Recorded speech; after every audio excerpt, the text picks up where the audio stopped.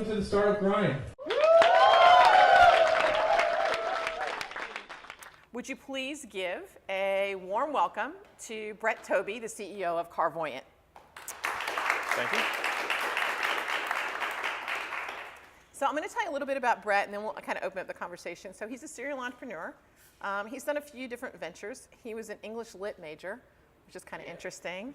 And apparently there's an interesting story. I may let him tell you about that, about how he changed, decided maybe English Lit wasn't the right major for him in life. He speaks French. Un peu. So. So he's founded 4 different companies, and they range everywhere from a farmer's market to the very first professional web portal, right, with your brother. It was, 97 we did that. Yeah. So I heard that when you decided to become an entrepreneur, your boss basically told you he thought you'd be better at that than you were as an employee. Is that right? Well, he phrased it differently. He said that, and he said this a few times, and I think any serial entrepreneur hears this when you hide out. I spent about a decade in 2 very large global organizations. They have a term for it now called intrapreneur. Yeah. I was basically the guy who said, that's a horrible idea, we got to go do this instead, which is not the best career move. Actually got fired from both companies. That's okay.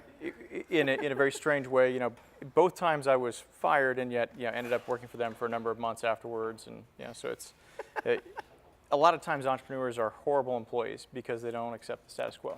Sure. And he said that I was his worst employee, and he would back anything that I would do.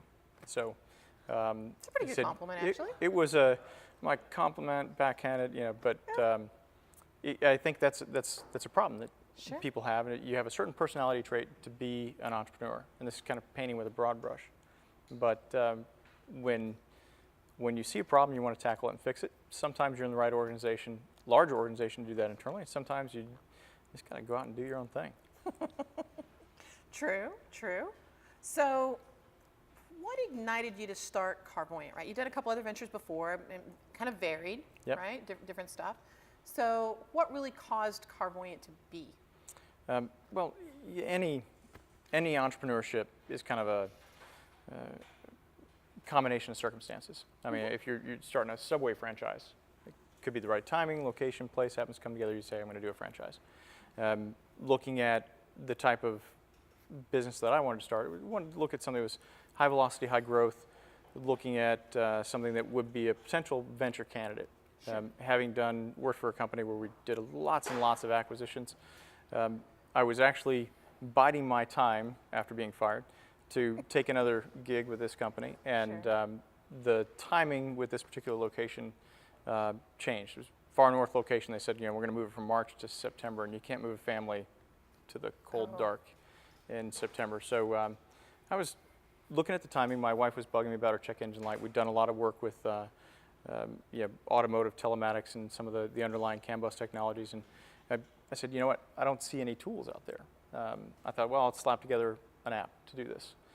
There were no tools even to build the apps. And so looking at the cost of some of the connectivity coming down, the cost of electronics around smartphones, I said, you know what, in a few years there's going to be a huge need for tools around the connected car. And a lot of the things that people get enamored with technology is what we see right now, but a lot of times you're really trying to flesh out an opportunity as an entrepreneur. This is a 5 to 7 year deal. When you're trying to build a company to scale. So we took a look at it and said, you know what, 5 years is going to be obscene. And in about 2 years, this is going to be a pretty good deal. If we start now, we will be about ready when the demand is there. Because this is our particular business. We provide tools, basically abstract different device interfaces for connected cars. So when your insurance company gives you a device to help for usage-based insurance, or you buy a new car. Sure. So we're kind of the data plumbers, small, neutral data plumbers between all these different things. And for developers, we help reduce those hurdles a lot. So if you're a developer and you want to roll out a new app, we call it bring your own car development. You don't have to ask anybody's permission. We can provide some of the provisioning and services behind that. And 2 years ago, people thought we were absolutely nuts. We just started going public with the developer APIs really in the October, November timeframe. Okay. And we're having a hard time following up with everything. So you got to have a little bit of insight and background and knowledge and the willingness to step in and do something when everybody says it's a horrible idea. And in many ways, it was a horrible idea. So, you know.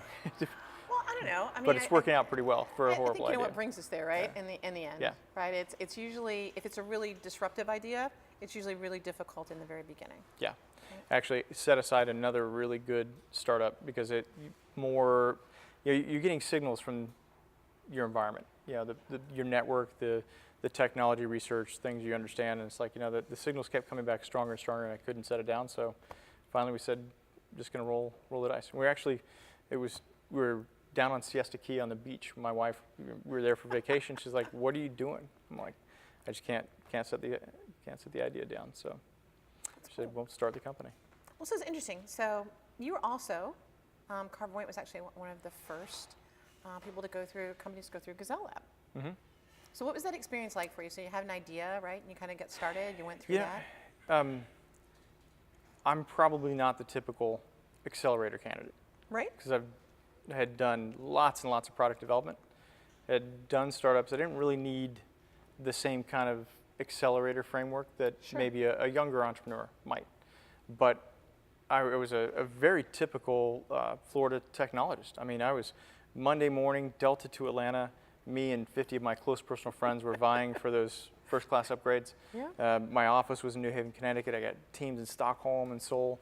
So even though I grew up in Tarpon Springs and I moved back here after having some kids and living in California, I didn't know the local community. So I looked at Gazelle Lab as a chance to get connected to the community. And it was really an accident in geology because we were originally planning on moving back to California, where the more traditional networks for technology and capital are. And we got a little hole underneath our house. And you can't move when you got a sinkhole. Yeah, sinkhole. it's kind of hard. Yeah, 30 cement trucks later. The rest of the neighborhood can wash away. Our house isn't going anywhere. But that gave us the time to build Carvoyant here. I'm a big fan of not waiting till you get the kind of perfect scenario. You said, well, it's just another thing you got to deal with in the startup grind. Sure. So, but our burn rate, I mean, has been, our lead VC says, your burn rate's minuscule. Maybe it'll get up to school sometime in 2014. Okay. Compared to other companies he's funding in Boston and California. So well, we talked about that a little bit earlier today, right? About the about hiring talent. So tell me about, you know, I hear people say all the time, right? There's no talent pool in Tampa Bay. There's no talent. That's the problem. All these studies come out. Have they tried to hire somebody? Well, they tell me they have. So why don't you tell me your experience? Because I have my own point of view, but you tell me what you think. Well, your startups are always hiring. So maybe we're not typical. I mean, we're stalking people. Correct. We were very fortunate just in the last 60 days we hired 2 people that we weren't stalking. There are some other people that we are stalking. But you're always hiring, you're always trying to raise funds. Sure. Yeah. Even when you're not, you are. And I think people, if you've been to Silicon Valley or San Francisco, this hyper velocity around the labor market, and there's some really talented people out there. Of course. There's also a whole lot of pretty good people. And what I found is that when you're out there, because of that velocity, even the pretty good folks, you kind of get desperate. So you end up with maybe not the best folks. When you're in a slightly more tempered market, it's a little bit harder to get people to make a bet on a startup.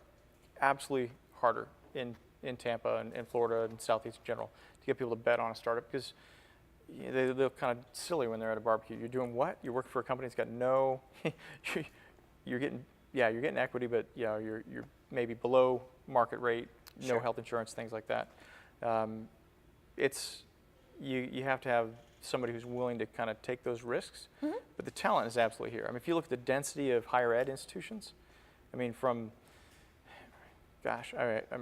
in a mixed marriage. My wife went to Florida State, I went to UF. So I'd like to say from Gainesville South, but it's really from Tallahassee South.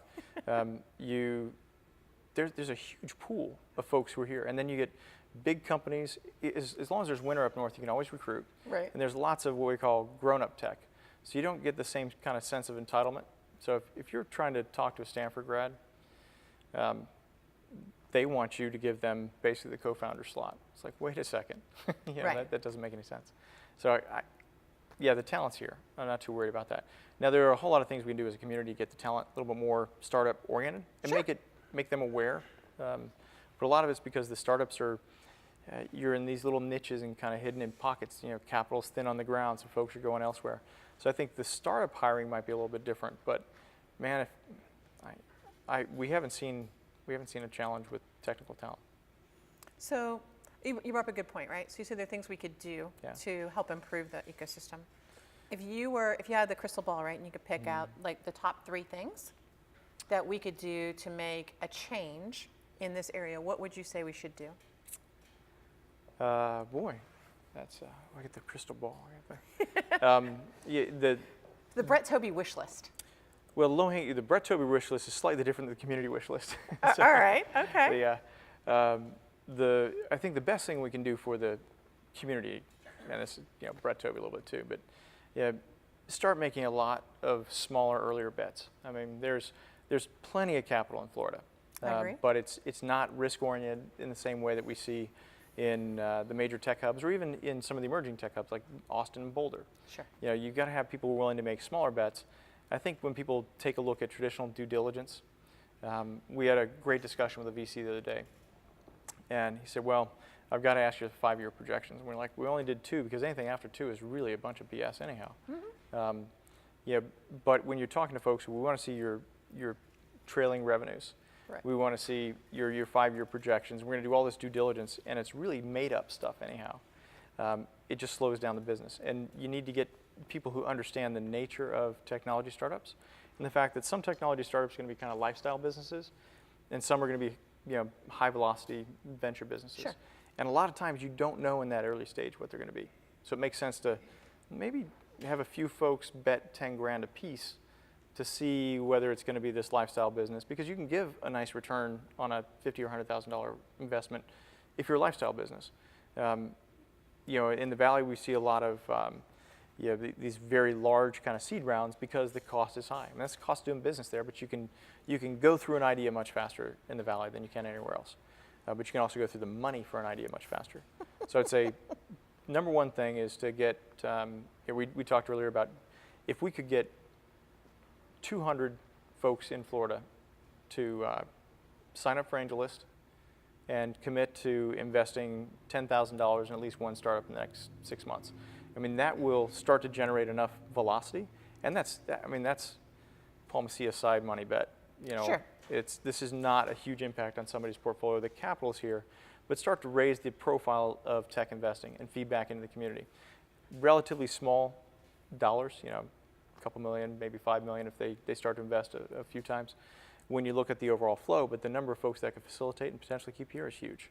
So number one is just get more folks involved and make it a smaller, less risky, more social thing, not this massive due diligence pile that more the traditional capital looks at. I would say number 2 is make it okay to bet on a startup as an employee or a founder. When you're at a barbecue and people are making your spouse feel like you married a moron for doing a startup. wait, you're making 6 figures, fat expense. What were you thinking about? What's wrong with you? Where did that company car go? Why is your husband home all the time? Why is your wife, now working out of the garage? What's going on here? Make it okay to do startups. Sure. Because even though startups almost all fail, the velocity of the people through those startups is much higher. People tend to do multiple startups, and the spin-off economically. I mean, you look at the money we'd spend for EDC to lure some large company here. Sure. And that's good. It's not a bad thing to do. But when you look at how do you generate growth, I mean, the bulk of the growth, the new jobs and the high-value jobs that we need are really things like making phones and apps for phones. Sure. Yeah, all of that stuff is coming out of new ventures, startups. So make startups okay, and number 4 would probably be C number 1. Or so 3 and 4 would be C number 1. Yeah. I agree. I think you make a good point. I mean, to me, it is a little disconcerting when you see like traditional economic development invest $5 million in bringing 30 retail jobs to the area, right? Yeah. The payback just isn't there. I mean, even a politician can do that math. Right. Yeah. And so to me, if you invested that $5 million, to your point, right, into something else that provided, I'm not necessarily expecting them to fund. I don't necessarily think government dollars should go to fund startups, But if you're providing the right infrastructure, providing the right environment, right, that may be a much better use of the money long term. Right. Something as simple as, I was talking to another founder in the back. It's hard to justify spending money on a workspace. Right. But there's value to getting everybody together. Providing free space for startups or clusters to come together. It doesn't have to be an accelerator or a hub or a big program. Right. It can just be, and startups can move in and out of a space over the course of 3 months. So you say, we've got a 6-month window on a lease that's empty, we've got the space, cover the overhead, leave the lights on. Heck, the maintenance costs will be lower. We're all used to working with a laptop in, an airport or a Starbucks, so yeah, it's not that hard. Absolutely. Doing some stuff, heck, most startup founders are operating below the poverty line anyhow. So sure. Maybe do some stuff to smooth out the, things like health insurance. Right. Huge part of making it okay to be in a startup, knowing that somebody isn't going to fall below a crack. Giving some incentives to companies to let their employees go on a leave of absence. You want to start something? There's a couple companies are doing things where, not in Florida that I'm aware of, but they'll take 1% of equity for a 6-month leave of absence, and you can come back with no. So if the company takes off, I know a company in Boston that's doing that. They get 1% if it takes off, yep. But if not, they come back and they get a reinvigorated employee. So instead of the cost of having to recruit somebody back in, because this guy's burnt out and he's just kind of tapering on his productivity, and they pay the COBRA. So it's COBRA, 6-month leave of absence for 1% of equity. You can come back, no questions asked anytime. Things like that would be a huge boon, and the state can provide incentives to companies to do that, larger companies, to create the kind of cycle and flow back and forth between established companies to folks who are willing to take more of those risks that grow the community and the economy. Sure. Yeah. I think to your point, like a lot of people too, right, in those big companies are the people who end up being the entrepreneurs in the long time, right? They're kind of sitting there in their cubicle or doing whatever it is that they do, and they come up with an idea, right? Or they get so frustrated with something that's going on inside the company that they're working for, and they're like, well, I could do this better, right? And kind of like we talked about earlier, you keep making that suggestion, right? And nobody listens. And you say, well, fine, I'll just go do it myself. Yeah. And how much better would it be to have something related to that company? I mean, sure. If somebody's going to blow up your business, you want a piece of them. Right. I mean, your business is going to get blown up anyhow. Back the guy who might do it. Keep that inside. And when I say inside, within the you can always reacquire them later for the rest of the rest absolutely. of it if you wanted to. I mean, there's always that option. We've talked before about it. It's so much cheaper to acquire a company than it is in most. So almost all startups die. I mean, the fact that we're here 2 years later is like, woohoo, we're awesome. It is awesome. Yeah. I mean, we're in the very small percentage of companies that make it that long, and we're still flirting with disaster every day. But you're like, that's plenty of runway.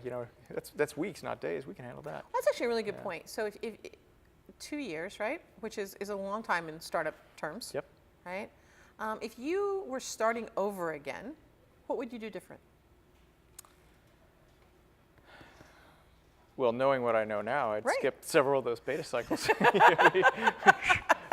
get the MVP out there really fast. Yeah, okay. We'd really kick butt the first go round. It's hard to say. We would have. There were a couple folks that we hired that we probably would have deferred on that hiring, just because, and they were good people. We're stalking them. We'll get them back. But just the timing. So burn rate is always there's so many things you can guess. In hindsight, keeping the burn rate as absolutely low, and we were really paranoid. And there's still a few places we could have trimmed back. We probably would have gone with our first gut on the technology. We did a kind of a below minimum viable product. To find out really where the floor was, and it validated our assumptions. We might have jumped in a little bit sooner on some of the things that we're doing now. And then I would have released our API 12 months ago. We didn't think the market was quite ready, and then we sat on it trying to chase some other opportunities. And as it turned out, it's typical. The customer drags it out of you. It's like, you redirect some of those resources. So, but I probably still would have kept it in Florida. I would have hopped on more planes for venture. I would have spent less time trying to raise funding in Florida. We tried to give it the hometown, local, let's give them the benefit of the doubt. And I would have cut that time probably by 80%. So that's probably the biggest thing that we could have done to shift things. To get things quicker. Yeah. And we lived almost day one. We were spending effort out of state, but Sure. I would have basically shelved it, unfortunately. Well, no, I don't think that's necessarily bad. I think that's one of the things, right, when you're starting to learn. And I think that our market here is just not that mature, kind of like we talked about. There's so much, it's not a lack of money, it's a lack of tolerance for risk, right? Yeah, and you know, if we were biotech or med, Right. I talked to one of my But don't old, you think that's funny? Because like biotech and med, this is what I find very interesting when I hear that here. Biotech and med takes so much longer to show a return. but it's that safety. It's the safety of a long return. Maybe. Because, well, no. Maybe. You're waiting a it's long time to hope that it works out. It's the fallout from a bad decision. True. So what I found is that we don't celebrate failure here. There was a startup funeral that was a few months ago, and man, those ought to be happening that's a monthly ritual. Startups die. Every startup dies. It doesn't stay a startup. It either gets it dies a death internally through an acquisition, but the startups die. That's their job, is to go out, make mistakes, figure it out, and to die, either to get out of the way or to be subsumed into some larger entity. And I call an IPO a startup death, because after IPO you got to. Having gone through that and been one of the people in the very beginning and going through that, to say it was challenging would be the understatement of the year, and the dynamic of the company changes so dramatically after you go through that.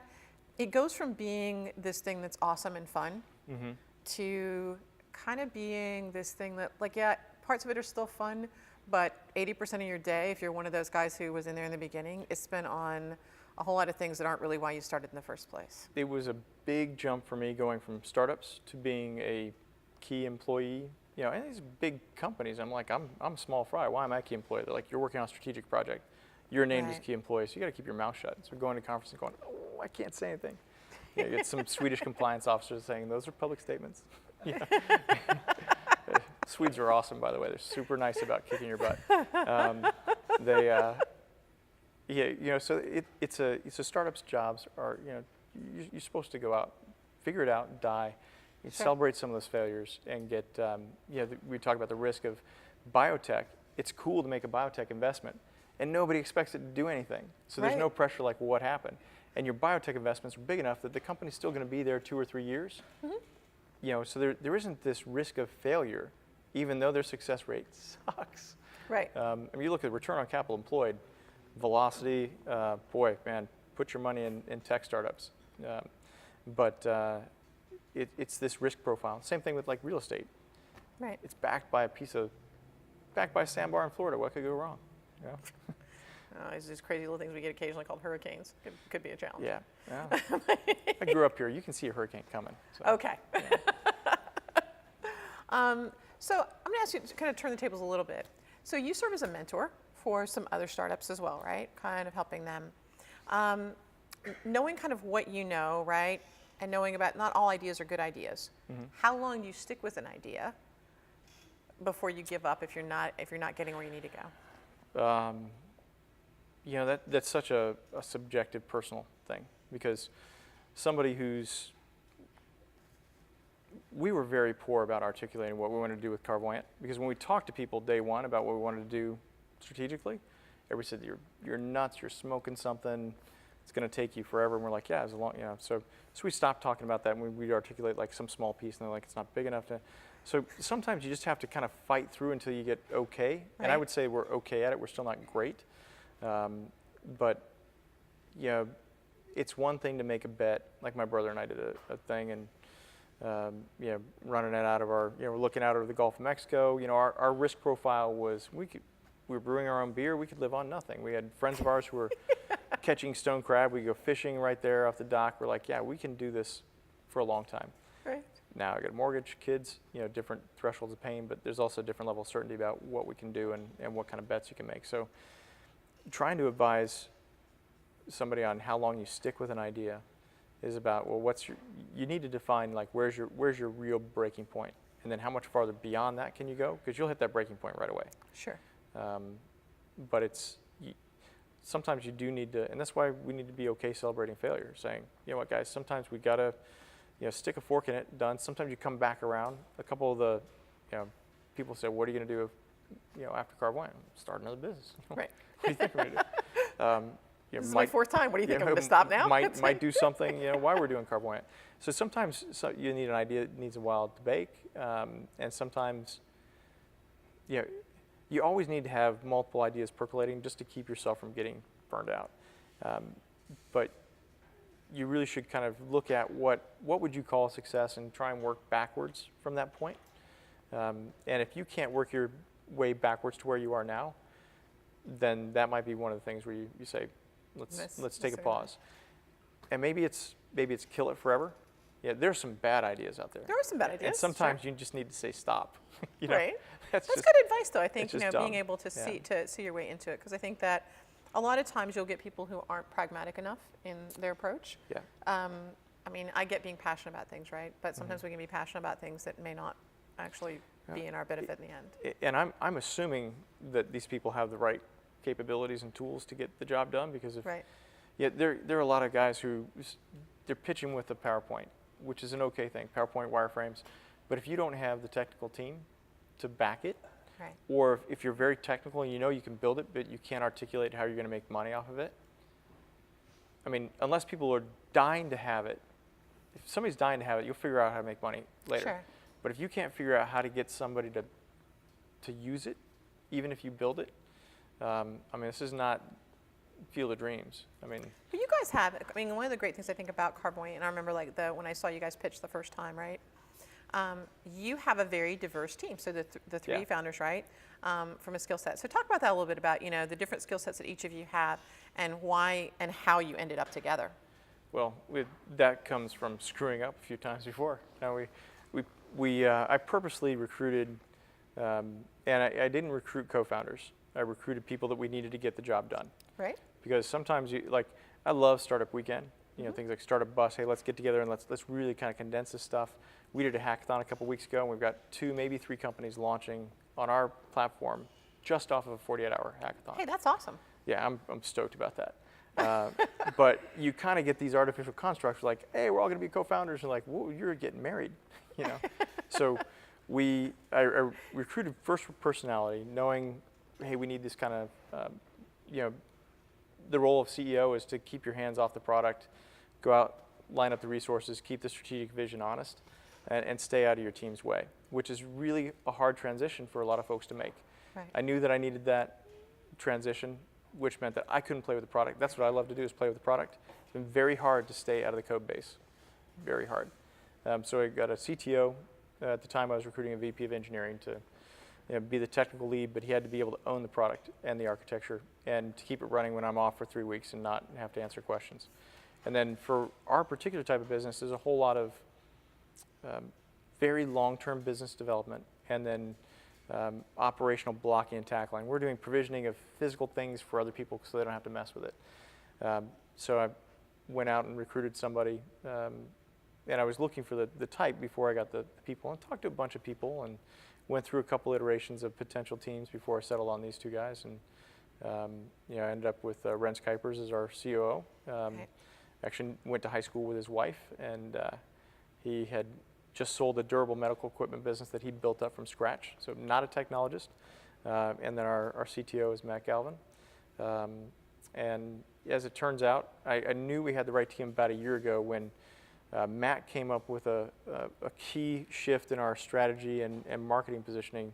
He goes, look, let's give the drivers API access first, and that'll bake the whole honesty and openness thing into what we're doing, and it gives us a head start on product development with that same kind of overhead.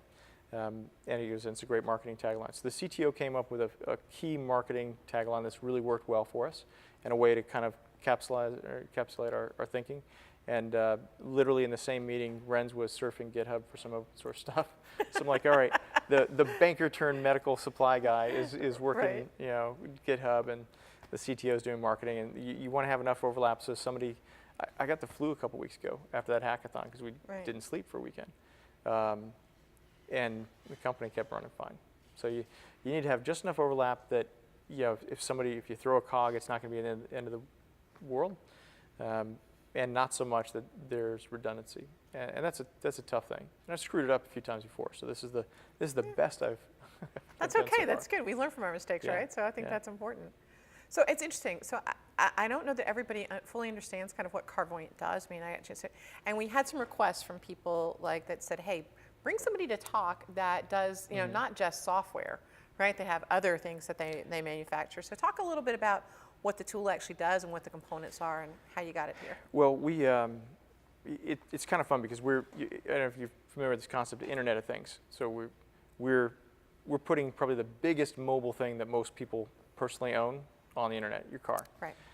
And primarily what we do, so we don't have a device of our own. We work and provide tools that abstract all these different device manufacturers. So we can take it's about the size of a half pack of cards, and every car from 96 onward has to have a port right around the steering wheel.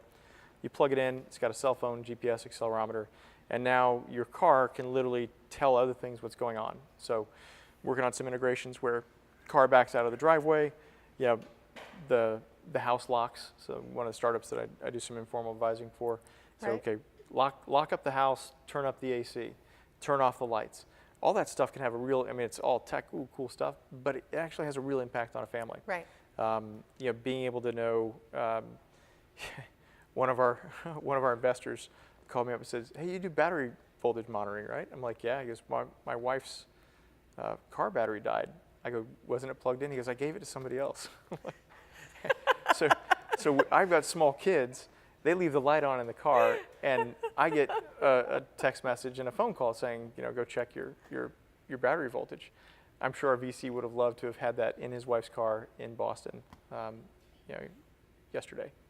Probably. But you know, so it's not so much that here's a Carvoyant app and a device and everything, as much as we provide the tools for other people to write apps and do some things with. And it's hitting the point now where we're seeing whole companies launching on top of our platform. And that's what we wanted. We didn't know what people would do with it. Right. We knew they'd do more than just what the automakers were allowing. Sure.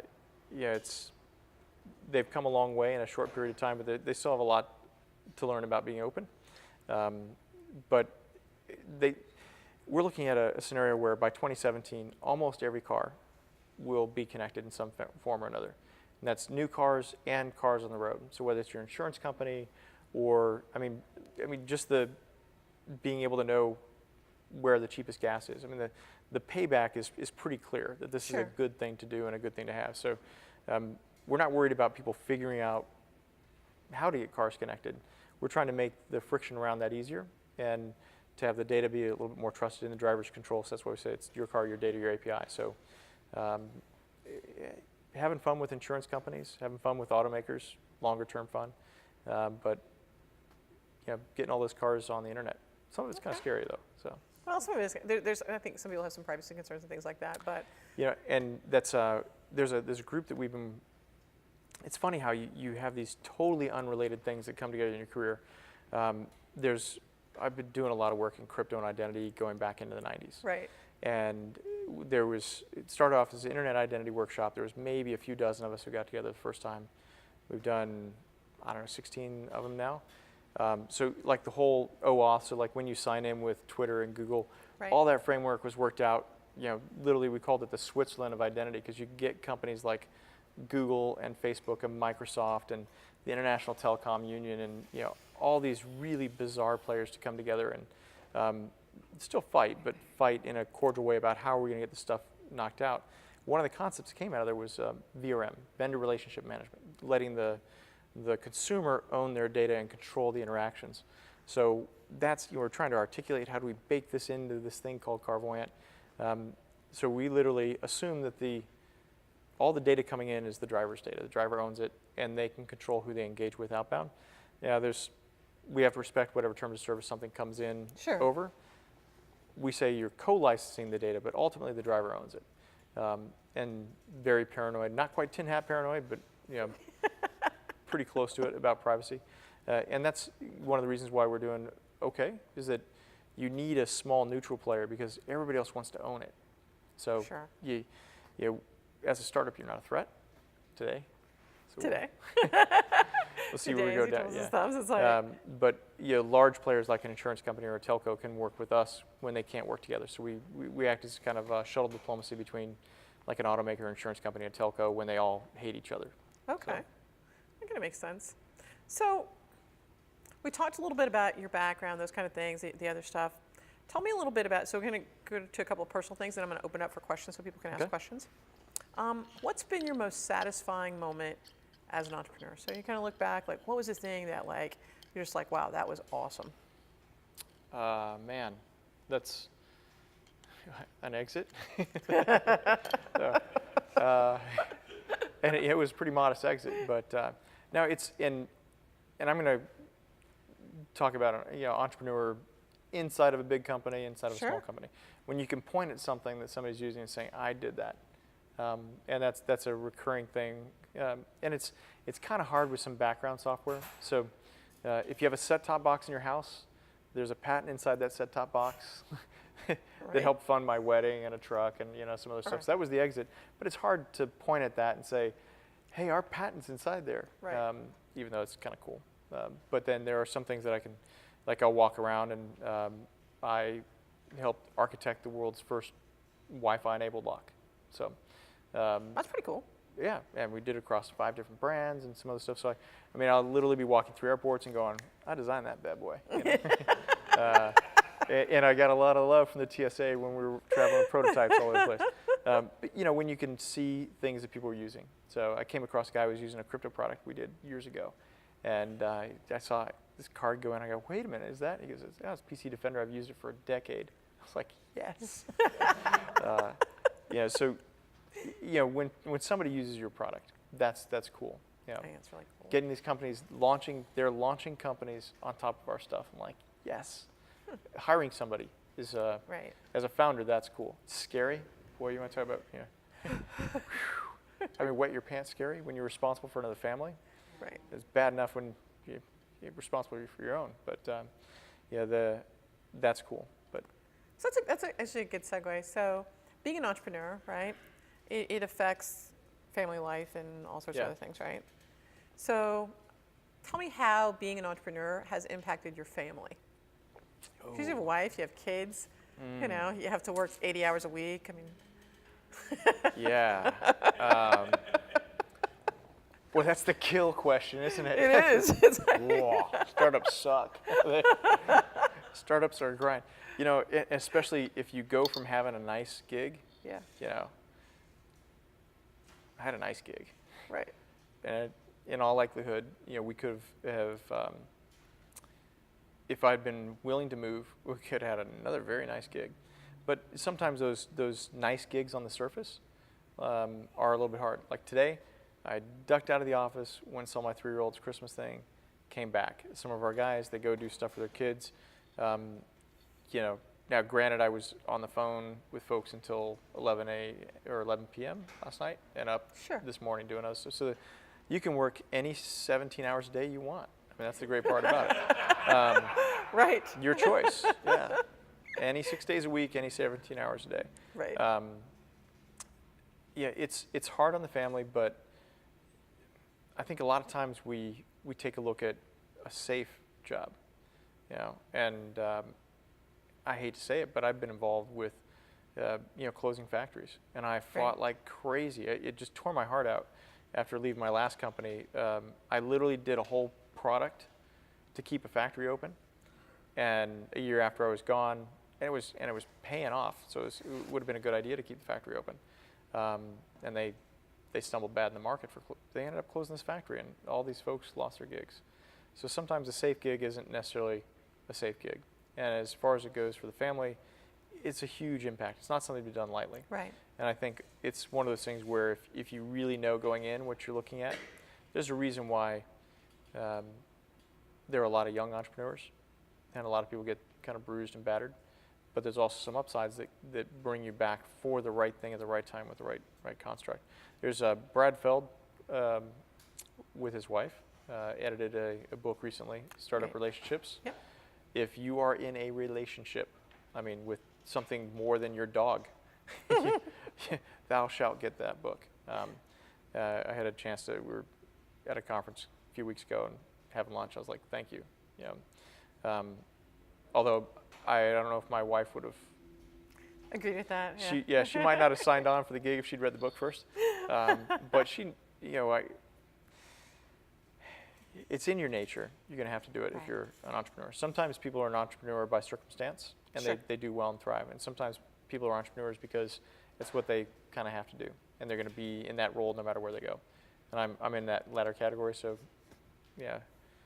But don't you feel sometimes like I do think out of all that, so I think it is hard in a relationship, and you know, whoever you're in the relationship with has to be willing to make sacrifices right along beside you. But I also think, like, I look at my son, right? And I think if there's a plus that comes out of it, aside from, you know, it's just who I am, and so I don't really think I can change who I am. I think I taught him to take risk. Yeah. Right? And I think we live in a very risk-averse society. And so for him, I think that it's easier for them to be willing to branch out, to do their own thing, and to take other risks. It is a huge thing. So I've got 3 girls and 1 boy. And none of them are afraid of tech, even the 3-year-old. But the thing that I think is the coolest as a dad, I mean, I always had very strong, powerful women in my life. Grew up in very diverse neighborhoods. You know, it was kind of a shock when I went to work for a big company in Ohio, and it's like this room full of old white guys. I'm like, where's the rest of the company? The company ought to look like its consumers. This doesn't look like anything. Right. Yeah, my girls they're already thinking about businesses they can start. They don't have any limits on them. They don't have, their expectations are they can do anything. And as a dad, that's really cool. You know, there are nights when, you know, my wife's like, we're done, we're broken. We can't do this anymore. Right. We're broker than broke. And you know, sometimes you have to kind of judge, can you really push? Can you really? Sure. Fortunately, that's part of the dancing on the razor's edge for being an entrepreneur is we've managed to come through it okay. It's still risky, but it can have a very positive impact on your family. The flexibility especially. You know, letting your kids see things. Also teaching them it's okay to fail. Sure. My kids say, what happens if it doesn't work? I was like, well, yeah, you pick yourself up. Figure it out and go do it again. Yeah. It's, boy, that's a tough question. We get a fun one after that? So, I do, actually. Yeah. I do actually have a fun one after that. I love my wife. We just had our anniversary the other night, and we spent it talking about her business and my business.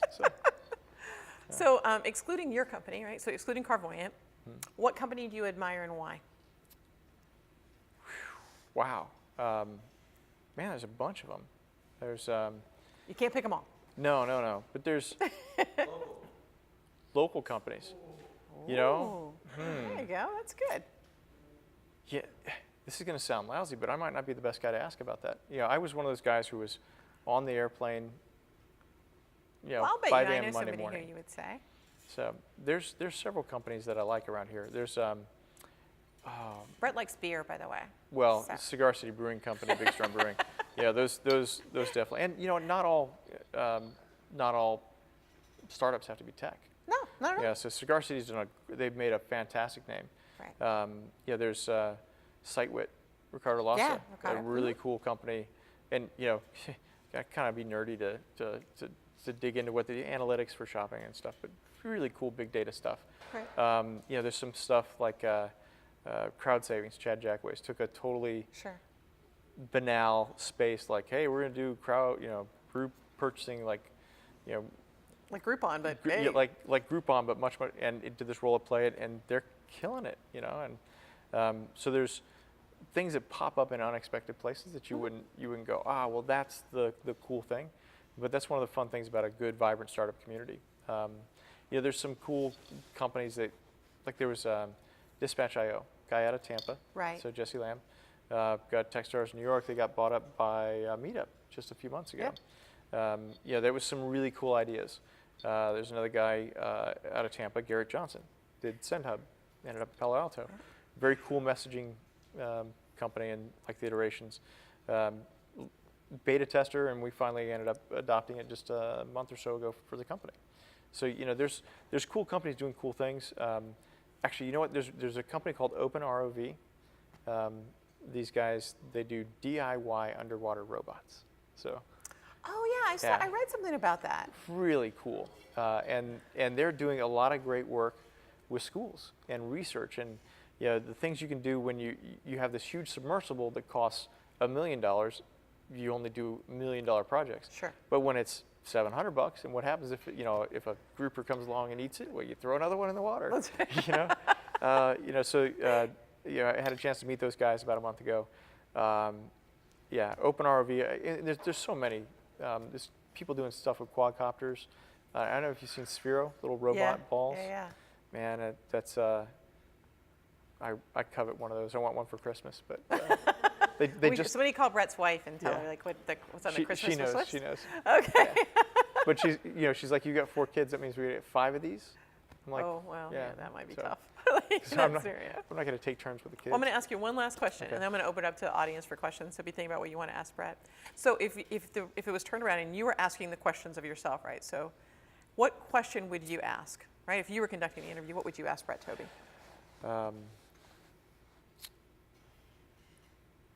What are you going to do after Carvoyant? What's your next startup What are you idea? going to do after Carvoyant? I'm going to do another startup. You want to share with us what the idea is? Because you probably already have about 10 of them. Well, and that's the beautiful thing is that you don't know which of the 10. Right. So you have to let them percolate, and sometimes you mash them up. So Carvoyant was kind of a mashup of a couple different ideas. Right. I've got a word game app that we've been playing around with. Okay, cool. With my some of my friends. That might be one. There's another one. Boring for a lot of folks, but security space. So we can talk about that one later. We'll talk about that one afterwards. So very boring, very profitable. And a lot of what Carvoyant does is boring. I mean, we are data plumbers for connected cars. I mean, it's But connected boring. cars are going to be cool, right? I mean, if you really think about where connected cars are going and what's going to happen, and you look like autonomous vehicles and all the things that can be done with the data that comes out of that, and collision avoidance, and how we can have better traffic flow and all those other things. I mean, there's a lot of cool things that benefit people that don't know anything about technology, right? And don't even care about the technology. They only care that they don't have to wait in the same line for 4 hours to get through the red light. One of the reasons I chose Carvoyant was I looked at it and I said, wait a minute, this is a space that's very fault tolerant. We could screw up and still come out with a pretty good sized company. And even as things change, you're looking at how do you position, where do you put your company? GM and Ford are not going to get along. Right. Yeah. So as soon as so we had a potential competitor was purchased by somebody, and we're like, yes, because that means that nobody else is going to adopt their stuff. It's great for them. Good. Sure. Everybody's happy. And kind of takes them off the landscape. So, there's always going to be a role, even as all that stuff changes. Google and GM probably are going to be, it's a Google and Tesla. Who's going to win with that self-driving car? You're going to need some sort of data diplomat. I don't know if I'll be running Carvoyant that long, but I suspect Carvoyant will be around that long. There you go. I may be doing robots or something fun. So we'll see. Cool. All right. Well, hey, I'm going to open up for questions. Anybody have any questions for Bret? Yeah. So just kind of tagging on to the question you asked yourself, as a founder, how acceptable is it to say, hey, this is what I might do next, and without getting off focus, is that something as an entrepreneur you can think about, or should you be 100% focused on what you're doing now, and how do you kind of rationalize that as, oh, hey, I want to do Carvoyant, but maybe next I might do this? If you're raising money for the next venture, then you're not focused on what you're doing. If you don't think about anything except for your current venture, you're running into a wall. So you have to do stuff. You've got to get up and move. You've got to get up and think about other things. You have to have something that, and sometimes you got to do stuff that's totally unrelated to tech and what you're doing, and sometimes you have to do stuff that's marginally. If you've done any exercises learning about fostering creativity, there's times when you ought to just meditate and give yourself some kind of blank space to think. Go for a long walk in the woods, read Walden or something. And there are other times when you need to work on something that's kind of related, so your mind is still kind of engaged. So I wouldn't back a founder who didn't have things to play with. And we've had current investors who say, well, part of what got us into the mix with them was they liked the other stuff we were playing with too. And that wasn't because they're going to back it or anything, or that we're going to go do it. It's just because, okay, you've got to be engaged in engaging things. So, Kind of along those lines, I mean, how do you have other ideas but stay focused on Carvoyant? well, you got to sequester them. I mean, if you, I could have fun playing with some of the stuff for like a day, 2, 3 days, but that wouldn't be, you've got a fiduciary responsibility. You take somebody's money, you got a responsibility to them. You got a responsibility to your employees. Everybody who depends on your customers. If somebody starts buying your stuff, now you got a responsibility to them. So you've got to be a grown-up about the thing. But sitting down, having beers and talking about this or that, or spending downtime on the plane sketching stuff, because you're on one of the airlines that won't let you turn your phone on. You sneak it in, and if you're a founder, a true entrepreneur, you have a tough time turning your mind off, and you're sneaking every single waking moment into something, and even if it's with your family, you're not doing lazy stuff. Founders don't do lazy very well. We suck at lazy. I blew a whole beach vacation starting Carvoyant. So. I think, and Bret makes a good point. Like for me, I don't know how you do it. Everybody has a different way of doing it. I've seen entrepreneurs who have a notebook they carry around with them. They stick it in a folder. They do whatever. Like I always have my iPad with me, so I'll and I'll have something. So I'll do that. And if I don't, I've got a little notepad that I carry, and I'll just write it down on there. And then you may come back to it, but you've always got like these different things. And some of them you may look and you find that somebody else already did that, and you're not so smart after all. And then other ones you go like, oh, well, somebody is doing it, but maybe they're not doing such a great job.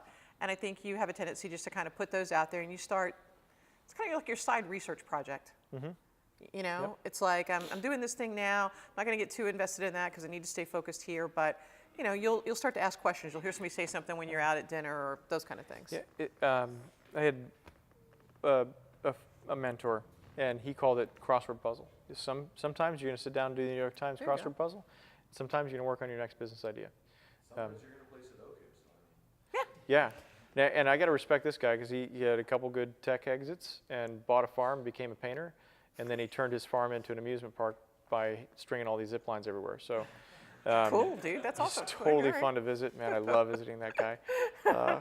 So you don't know where those things are going to take you, but my guys laugh at me because I go through so many legal pads and just so you have some balance, but you got to have other things going on, just otherwise you go crazy. Any other? Yeah, Tracy? You mentioned, it's kind of a strategy question. So you mentioned that one of your potential competitors got bought up, and you're sticking in that kind of data plumber niche. Yep. How big can you get, or how far can you get in there before you start touching on the toes of some of the insurance agencies and other people like that you're working with, so that you're staying in your box, they're staying in their box, and everyone plays nice? Oh, you and can't. still. You can't. You can get as big as we are, and you start stepping on toes. But the minute you get your first customer, you're stepping on your next customer's toes. So it's always a balance. There's some things you try and bake in to the economic model. We specifically chose this role in the looking at the space and how things were developing, and having seen a few other spaces kind of aggregate this way. We said, that's the company can get very, very large. One of the great things about automotive is the largest unregulated spend, outside of food. Food's not getting consolidated. But you get housing and healthcare, which are not really discretionary, regular cycle decisions, but automotive is huge. So there's massive room for several companies like Carvoyant in the space, and there's going to be a need because literally, by virtue of their dealer franchise agreements, some automakers can't have conversations, and yet the data needs to flow. So acting as that proxy, we said, this is and it's tough because, developers are, we've got 3 primary stakeholders. We call them drivers, developers, and connecting partners. Connecting partners might be an insurance company, might be an automaker. The developers, we've got developers who are doing kind of competing apps, but you can give 5 chefs the same 5 ingredients and don't tell them what to do with it, and you get 5 totally different dishes. So it's the same thing with developers. But it's tough because when they're talking about their ideas, it sounds like it's gonna be the same, and then you see them, you're like, those are nothing like each other, and it's totally unique, both of them. So. So with working with some of the developers there, do you push what the data means, or do you kind of just give them a lot more raw access with your API to be able to make sense of what the data means? Well, you have to do both. There are two companies that are working on, one's working on a commuting app, so it's kind of a mashup of Carvoyant and Yammer, and total payback. And the idea is that you can adjust somebody's commuting route, kind of give them a dynamic commute in, so what project teams are working together. And the payback is like 1 day. If you get an extra hour and a half, of collaboration time, bam, you just paid for it. Right. That's totally cool, and they're dealing with all the raw data. So if we pushed them too hard, then we wouldn't have got this completely original idea. And yet there are other times where it makes sense to do some, hey, here's a more processed flavor of the data coming off the vehicle. We've got another group that's doing cost allocation. So a bunch of roommates sharing a car, and it basically charges everybody, pops in a credit card, and it says, well, the car knows all the time that it's being driven and roughly who. So it says, all right, well, you're paying for 40%, you're paying for 25%, and it just settles it out. And so you're not like hounding your roommate for gas or anything like that. Just car takes care of it. I'm like, it's a brilliant idea. Actually. But it's a brilliant idea that only worked because we pre-processed some of that data, so these guys could make that jump. So sometimes you got to spoon feed it and see where they go, and sometimes you just got to throw the raw data out there. And it's not us throwing the data out there; it's the driver. So in all instances, the driver has to opt into it. And that's however they want to share the data. But yeah, it's people are doing crazy stuff. Cool. It's like finger paints. It's messy, but some of it's gonna be brilliant. So. Cool. Any other questions? To add on to the API question, it's free in public? The API? Yes. Yeah. Well, every driver has free access to their own data from an API perspective. As you get into scale, it's like to open a developer account is $99. And that includes a device and data, so it's really just covering our backside. There are some subscriptions, so you can subscribe to events and pay for that. But that's, from a developer perspective, it's a whole lot better just to get the stuff rolling into you, as opposed to saying, what's changed, what's changed, what's changed. So it's pay for efficiency. Our goal is to make sure that a developer's costs grow much slower than their revenue from something else. So it's $100 per developer? well, to get a production key, and you can actually do a couple different apps off of that. But the thing is, cars generate a lot of data. So what we found is that if we didn't charge anything to developers, people were just trying to suck all kinds of crazy data, and it's like, gosh, that's expensive. So it's almost you got to ante up to show that you're serious, but it's very, very, very cost effective. Yeah, it's an app store model too. Actually, you know what? We do a directory to help out our developers, but we don't take a cut of what they're doing. Now, some of our large connecting partners, like insurance companies, are asking us to aggregate the billing, and we take like a 2% cut off of that aggregated billing, but that's not the pricing is entirely on whatever the developer wants to do. And you don't even have to buy hardware and devices from us. So there's ways that we're just literally letting the data flow through. Probably about the most ecumenical way you could do a hardware data flow, at least that I've seen. Yeah, go ahead. I have a question about strategic partnerships. I know you talked about GM and Ford and how they bash heads at all times. Yeah. In your perfect world, obviously you'd like to have GM and Ford as your customer. I'm sort of in that same point where I want to have A, Yeah. but I also want to go after B. How does that sort of look in terms of going after strategic partners? First one that says yes. Perfect. That's what I needed. And that's kind of for us.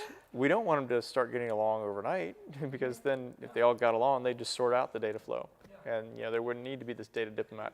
Fortunately, it's like this crazy standoff where there's 10 people that want to shoot. There's only 2 bullets and 1 gun.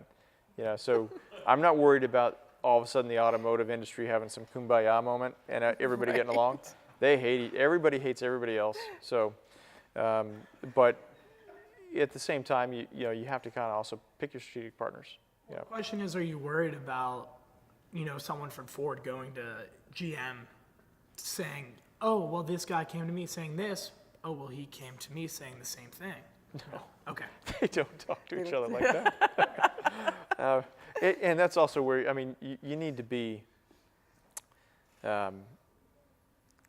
you always need to tailor what you're doing to the needs of a particular partner and customer. So you can't have like one pricing across the board, especially when so much, a lot of what we're doing with connecting partners is really highly customized, and there's, it's not apples to apples. But at the same time, you have to have kind of a consistent moral baseline and kind of present the same thing across the board. Yeah, it's tough, but yeah, first one that says yes. Fortunately, in the automotive space, it'd be like the first 20 that say yes. So that's a Anyone good else? question, by the way. Yeah, as someone who doesn't have a business background, but wants to start a startup, would you recommend? Dude, I say Shakespeare, man. So I mean, it's totally okay. Finish your question, but yeah. I was going to say, would you recommend just diving in, or maybe like working at a startup first? What would you? It depends on how much risk. I wouldn't take like all of your family's money and start something that you don't know how to run a business with. That's a poor choice. That would probably exclude you from startup success if you were to do that. But at the same time, yeah, there's nothing like, I mean, everything that I know about tech and business, I picked up either growing up or on the job. And when I say on the job, not like I went and I learned from the people who were there. It was like, you have to do this, go figure out how. So there are lots of really good resources from a local business. You know what? I mean, the small business development, folks at USF St. Pete, you know, there's all kinds of resources you can tap into there. And you can literally sit down and say, here's what I'd like to do for business. There are people who sit down and go through, I mean, really score, senior core of retired executives. Mm-hmm. Florida, rock star talent pool of these guys who are, and gals, I use guys kind of indeterminately. Folks who, they've retired, they're down here, they want to stay engaged.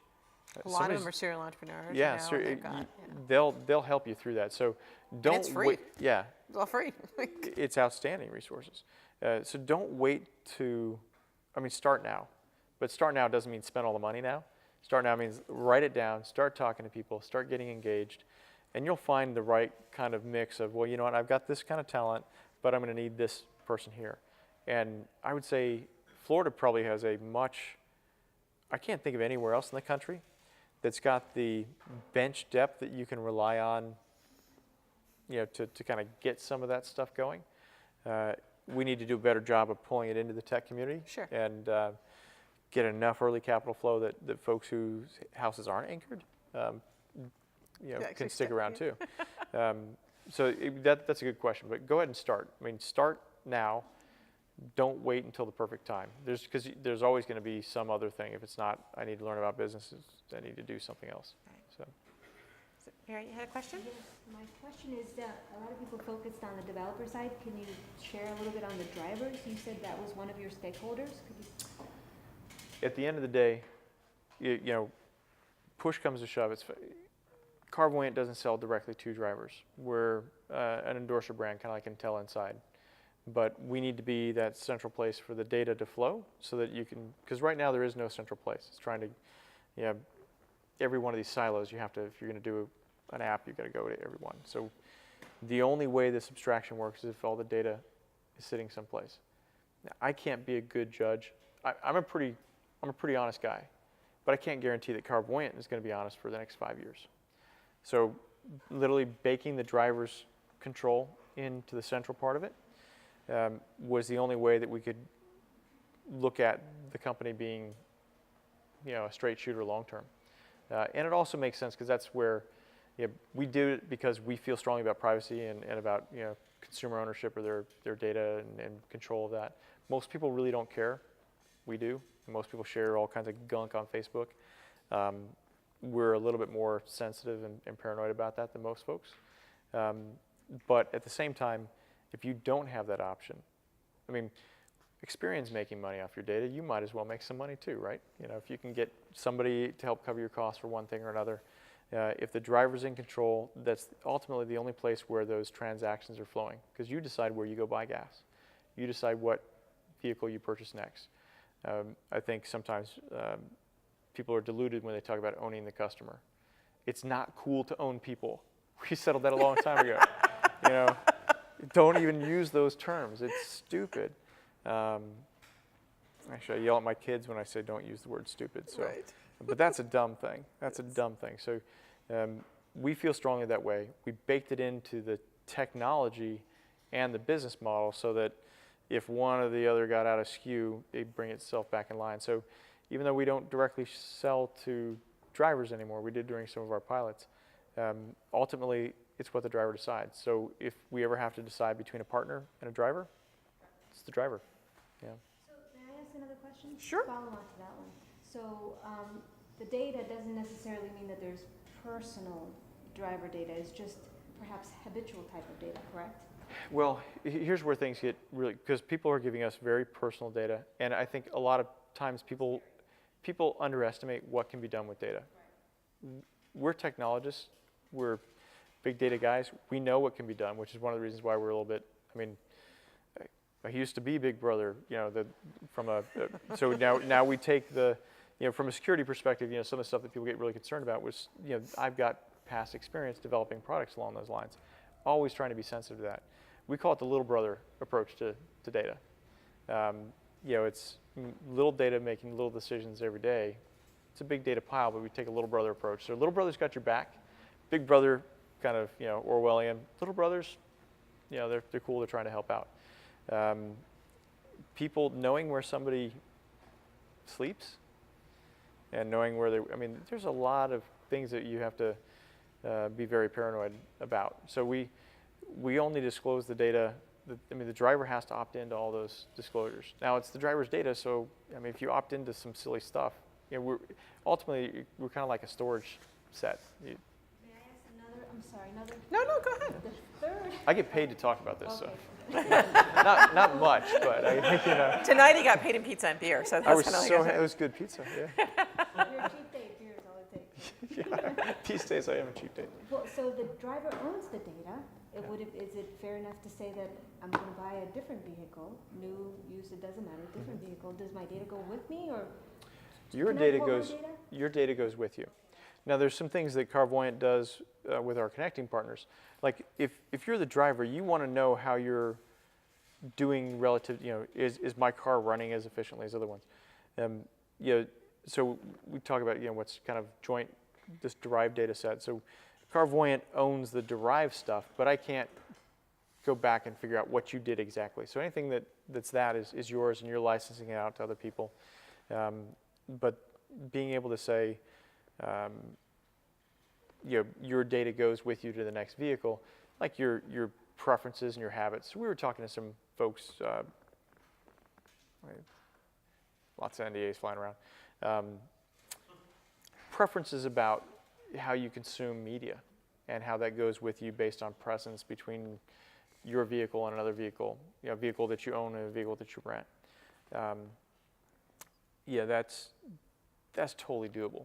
Like, yeah, we can solve that problem. Yeah, but those preferences are yours. You know, how do you, does the car company own that preference? Does it, I'll give props to Volvo. Volvo was like, it's obvious, the driver owns the preference. Yeah, they're like, well, what if we want to sell it to somebody else? Yeah, you know, there's some gray area in case law. We just assume that it's easy for us to say, well, it's the driver's data, and that's the line that we're going to follow. Yeah. awesome. Any more questions? All right, one more. Go ahead, Tracy. Okay. On the technical side of the driver owning the data, does that mean they can just delete it at will, or I mean, at what level, if once they've opted in, can they opt back out? Can they start pulling the data back? We don't have the automatic, well, yeah, the driver can pull the data down.